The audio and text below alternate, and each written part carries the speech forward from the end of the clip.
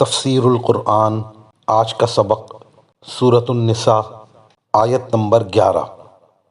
اعوذ باللہ من الشیطان الرجیم، بسم اللہ الرحمن الرحیم۔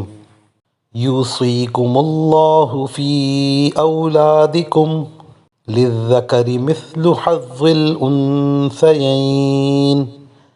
فَإِن كُنَّ نِسَاءً فَوْقَ اثْنَتَيْنِ فَلَهُنَّ ثُلُثَا مَا تَرَكَ، وَإِن كَانَتْ وَاحِدَةً فَلَهَا النِّصْفُ، وَلِأَبَوَيْهِ لِكُلِّ وَاحِدٍ مِّنْهُمَا السُّدُسُ مِمَّا تَرَكَ إِن كَانَ لَهُ وَلَدٌ، فَإِن لَّمْ يَكُن لَّهُ وَلَدٌ وَوَرِثَهُ أَبَوَاهُ فَلِأُمِّهِ الثُّلُثُ، فَإِن كَانَ لَهُ إِخْوَةٌ فَلِأُمِّهِ السُّدُسُ مِن بَعْدِ وَصِيَّةٍ يُوصِي بِهَا أَوْ دَيْنٍ، آباؤكم وأبناؤكم لا تدرون أيهم أقرب لكم نفعا، فریضۃ من اللہ، ان اللہ کان علیما حکیما۔ ترجمہ: اللہ تمہاری اولاد کے بارے میں تم کو حکم دیتا ہے کہ مرد کا حصہ 2 عورتوں کے برابر ہے، اور اگر صرف عورتیں ہی ہوں 2 یا 2 سے زیادہ تو مرنے والے نے جو کچھ چھوڑا ہو انہیں اس کا 2/3 حصہ ملے گا، اور اگر صرف ایک عورت ہو تو اسے ترکے کا آدھا حصہ ملے گا، اور مرنے والے کے والدین میں سے ہر ایک کو ترکے کا 6واں حصہ ملے گا، بشرط یہ کہ مرنے والے کی کوئی اولاد ہو، اور اگر اس کی کوئی اولاد نہ ہو اور اس کے والدین ہی اس کے وارث ہوں تو اس کی ماں 1/3 حصے کی حقدار ہے۔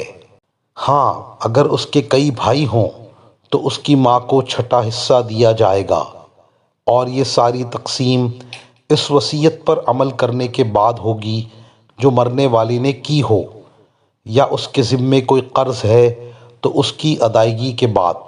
تمہیں اس بات کا ٹھیک ٹھیک علم نہیں ہے کہ تمہارے باپ بیٹوں میں سے کون فائدہ پہنچانے کے لحاظ سے تم سے زیادہ قریب ہے، یہ تو اللہ کے مقرر کیے ہوئے حصے ہیں۔ یقین رکھو کہ اللہ علم کا بھی مالک ہے، حکمت کا بھی مالک۔ اس آیت میں ماں باپ اور اولاد کے میراث کے حصے بیان فرمائے ہیں۔ اول تو یہ فرمایا کہ اللہ تم کو اولاد کی میراث کے بارے میں حکم دیتا ہے۔ اس میں اس بات کی تصریح ہے کہ مرنے والے کے چھوڑے ہوئے مال میں جو حصے دیے جا رہے ہیں وہ اللہ تعالیٰ کی طرف سے مقرر کر دیے گئے ہیں۔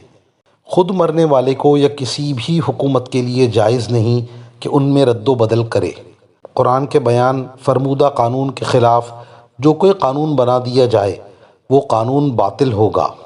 مزید فرمایا کہ اگر تمہاری رائے پہ میراث کی تقسیم چھوڑ دی جاتی تو تم تو یہ دیکھتے کہ جو شخص ہمیں زیادہ نفع پہنچانے والا ہو اسی کو حصہ زیادہ دیں۔ اسی طرح حصے مقرر ہی نہ ہو سکتے تھے، اور پھر یہ بھی ممکن تھا کہ کسی سے زیادہ امید باندھ کر زیادہ مال دینے کی وصیت کر دی جاتی، خواہ اس نے کچھ بھی نفع نہ پہنچایا ہو۔ لہٰذا نفع یا امید نفع پر میراث کے حصوں کی تقسیم نہیں رکھی گئی، بلکہ اللہ تعالیٰ نے دوسری مصلحتوں کے اعتبار سے خود ہی حصے مقرر فرما دیے۔ یہ سب اللہ تعالیٰ کی طرف سے مقرر ہے، ان میں تغیر و تبدل نہیں ہو سکتا، اور جس کا جو حصہ مقرر کیا گیا ہے اسے وہی دینا ہوگا، کمی بیشی کرنے کا اختیار کسی کو نہیں۔ وارث کو محروم کرنا بھی جائز نہیں۔ بہت سے لوگ اپنی اولاد کو عاق کر دیتے ہیں اور حاکم کے یہاں لکھوا دیتے ہیں کہ اس کو ہماری میراث سے کچھ نہ دیا جائے۔ ایسا کرنا حرام ہے۔ اگر کوئی شخص ایسا لکھ بھی دے تب بھی کوئی اولاد حصہ شرعی سے محروم نہ ہوگی، اور لا محالہ شرعی حصہ دینا ہی ہوگا۔ اللہ تعالیٰ علیم و حکیم ہے، اس نے جو کچھ حکم دیا وہ حکمت کے مطابق ہے۔ وآخر دعوانا ان الحمد للہ رب العالمین۔